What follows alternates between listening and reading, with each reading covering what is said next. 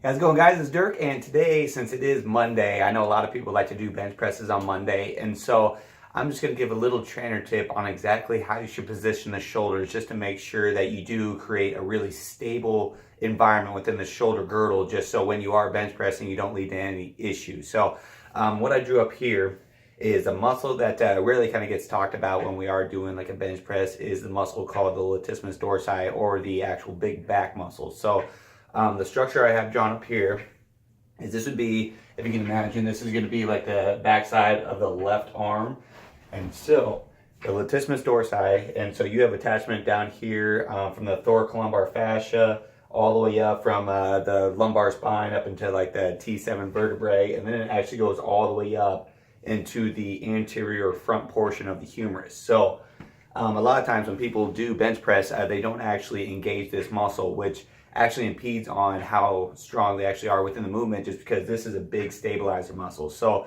how you actually get positioned in before you actually lay down on the bench is you want to engage this muscle. So how that's going to work is, if you were to imagine like you have a bar, and so if you were to imagine like you're trying to break that bar or bend it, what you're going to do is you're actually going to go ahead and pull it down. And so a function of the latissimus dorsi muscle is actually to do downward rotation.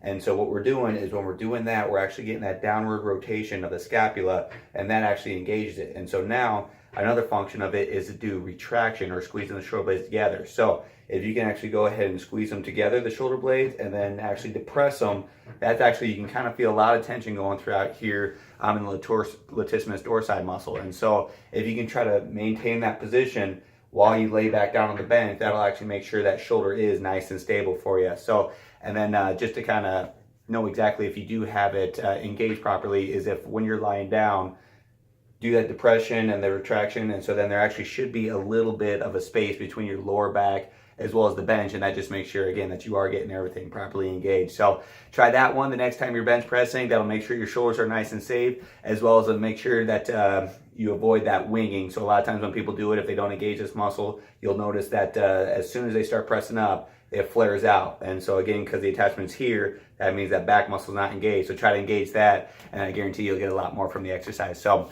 thank you for watching. That's your trainer tip for the day.